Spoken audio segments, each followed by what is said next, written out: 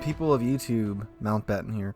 And today we have a rather interesting DevBlog post. Normally these are released on Thursday, but this one was dropped on Monday. Very strange indeed. It involves some changes to ships, changes to some test ships, and the removal of some mares from the armory. So I'm going to go ahead and read through the post in its entirety. Link to it is in the description down below. Any relevant graphics or artwork will be thrown up on screen. If you want to check out the article for yourself, make sure to check out the description down below, as I always encourage you guys to do.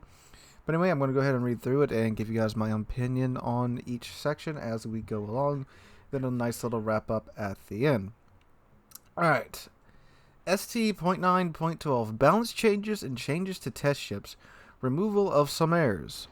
Balance changes of ships, removal of Tier 10 USDD summers, and update 10.2. Starting from 10.2, some errors will become unavailable to obtain from the armory for an undefined period of time. She will be replaced with another American ship, Tier 10 cruiser Alston.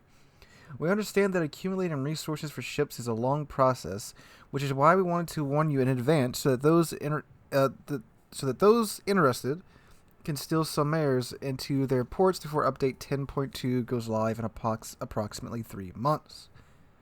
Okay, so Summers, however you want to say it, the Tier 10 American DD that's kind of a torp boat, but also apparently can hold its own with its guns, is being removed in 10.2.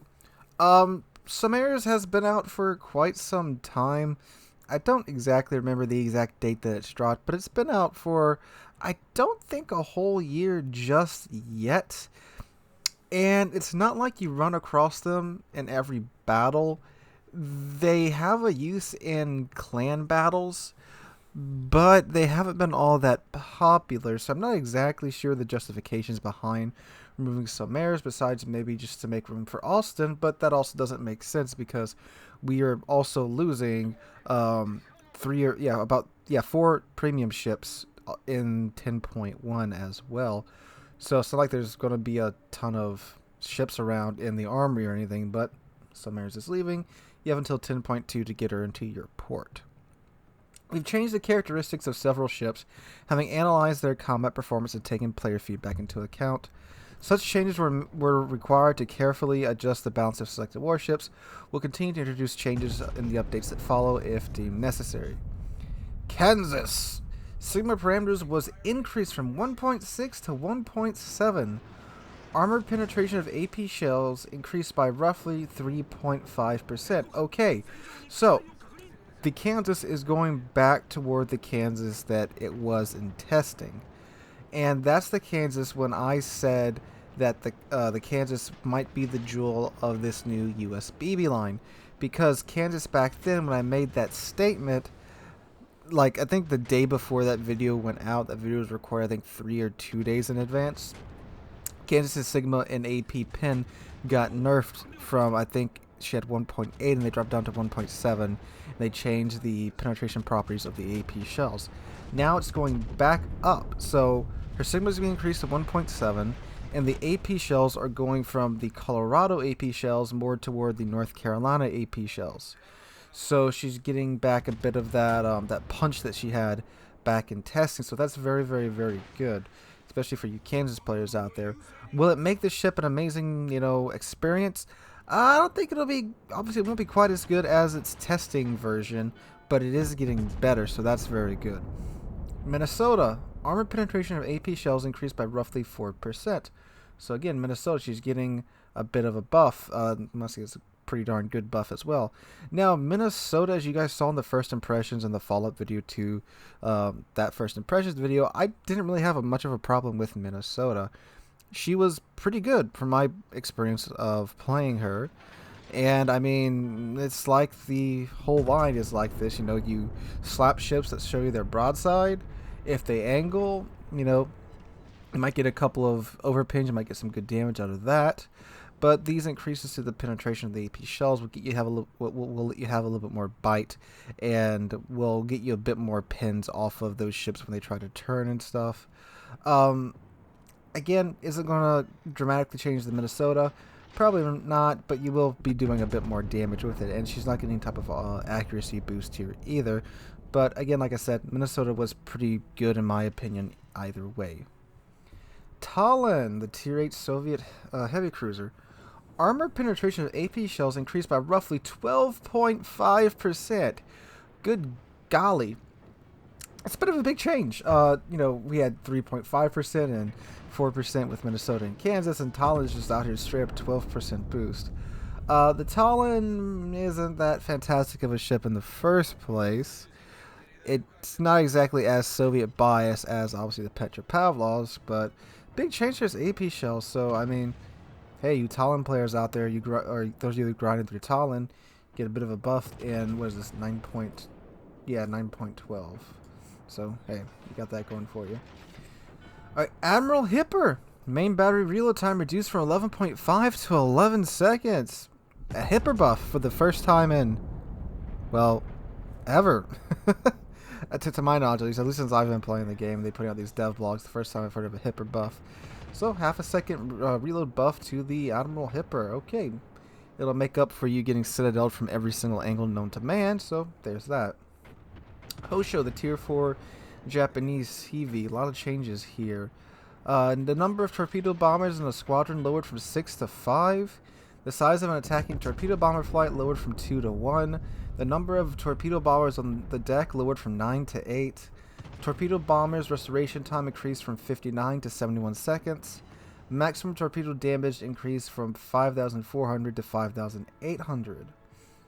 And Langley, the Tier 4 American CV. Maximum torpedo damage lowered from 4,233 to 3,500. The chance to cause flooding on torpedo hit reduced from 33% to 30%. Okay, so it sounds like they're finally starting to address some of the problems with lower tier carriers. If you don't play lower tiers, so you know, around Tier 4, Tier 5, the CVs there are absolutely monstrous. And it seems like they finally are paying attention to this and adjusting them accordingly. A lot of ships down there just don't have a lot of AA, like not even by their tier standards. Like they just simply don't have a lot of AA because most of these ships are World War I or like interwar era warships where that much AA just wasn't needed. Aircraft carriers weren't a thing until right before World War II, and even right before World War II, even when World War II started, aircraft carriers weren't even seen as like a utility that they are now. They're just seen as like a gimmick, ironically, that's meant to like spot and stuff, and not really designed to be used to, not really meant to design a fleet around and all like they eventually did and how we use them today. So it's good that they're finally addressing some of these issues, and plus like double CV games down there are like insanely common too. So yeah, I'm glad that they're finally addressing these issues in some way. You know, obviously they're not changing AA or anything so far, but they're addressing some of the individual carriers there. Alright, Manfred Von Richthofen increased the area of the dive bomber's aiming ellipse. Fixed an error that resulted in excessive slowdown when engine boost was used. The value is brought to standard. Okay, so the Richthofen's reticle, along with just about every other CV's reticle, was slightly shrunken down when they changed the reticle. And I do mean slightly. However, the Richthofen's reticle, as I said in my the Great CV Buff of 2020 video, after they changed it, you could literally fit the entire thing inside of every single Tier 10 battleship, and even inside of every single, not every single, but inside some Tier 10 cruisers deck as well, meaning that you can literally see where your bombs are going to drop and make sure that it fits entirely within the target, which is obviously a huge advantage because you're pretty much guaranteeing that your bombs are going to hit, like 100%, leaving nothing up to chance, which is absolutely insane for the Richthofen, considering one strike off of the Richthofen can do 26,400 damage if all three bomb Citadel, which on most Tier 10 battleships isn't that hard to do, especially for very good CV players. So they've now increased it. I don't know why they... This is weird too, seeing the graphic that they're offering up here. They didn't use a stationary bot. It's obviously a moving bot. but it's not armed, so like it's not shooting as AA. And they also approach from 2 different angles in the picture. I find that funny. Like, just use a stationary bot. I mean, it's not that big of a deal. But anyway, you can see that even with the awkward approach, the reticle on the right is much larger, and it is, you can see there's a healthy amount of space on either side of the ship, even though the plane isn't lined up just properly. And this would basically be the equivalent of a battleship being able to see, hit his ellipse and see exactly where his shells are going to fall in between, like what you're seeing here. So he can aim just to where all of his shells can go into the target, which, on most battleships, good God, the ellipse is massive because, some shells land in front of the ship, some shells land behind the ship, some shells land over the ship, some shells land short of the ship. So I'm very, very, very glad that they're addressing this issue. Being 26 forward by Richthofen is not fun, especially when you're playing something like Clan Wars or Clan Battles. Alright, Implacable, maximum bomb damage increased from 5,300 to 5,600. Chance of a bomb causing a fire on a target increased from 30% to 32%. Implacable continually gets buffed. British CVs aren't exactly popular if you haven't noticed, and there's a reason for that. Audacious, number of rockets on standard attack aircraft reduced from 12 to 10. Number of rockets on researchable attack aircraft reduced from 14 to 12. Maximum bomb damage increased from 6,000 to 6,400. Chance of a bomb causing fire on a target increased from 35% to 36%. Okay, not so much as a straight up buff to Audacious as more of a give and take. So they're reducing the amount of rockets on both the standard and researchable aircraft by 2. The Audacious's rockets, from my experience, from being attacked by them, are really, really, really good at starting fires. That might be why they're toning this down and giving the bombs better damage numbers and better fire chance. I'm not sure exactly what they're going for here.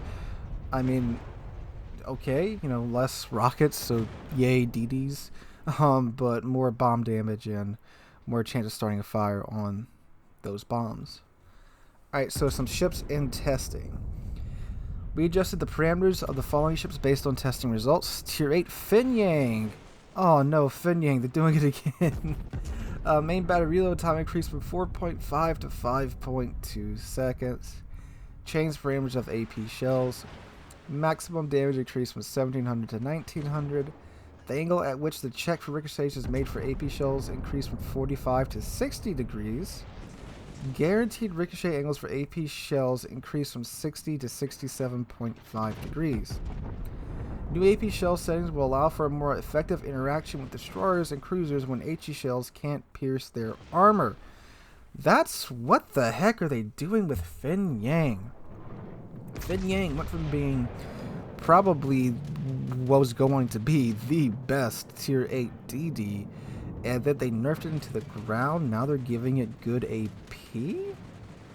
Okay, Wargaming. It's interesting, I'll give that to you. The only other DDs with really good AP are the Soviets, the French. So, yeah, this'll be something for sure. We'll keep our eye on you, young Finyang. Alright, the Dante Alighieri and the Conte di Cavour Italian battleships at Tier 4 and the Tier 5. AP shells maximum damage lowered from 8560 to 8100. Armor penetration of AP shells lowered by roughly 20%. Ah, God, that sucks. Because the Italian battleships, the Roma, at least, has very, very, very, very, very good AP pins. And so were the Tech Line ships too, because they had the same properties as the Roma did. And, well, the Vittorio Veneto did. And it looked like that was going to continue with the rest of the Italian battleship line.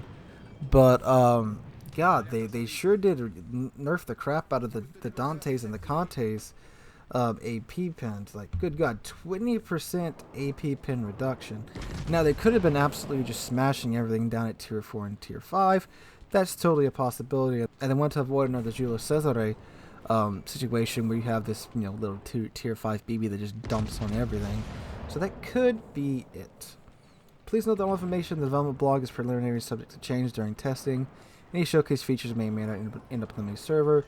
The following information will be published on our game's website.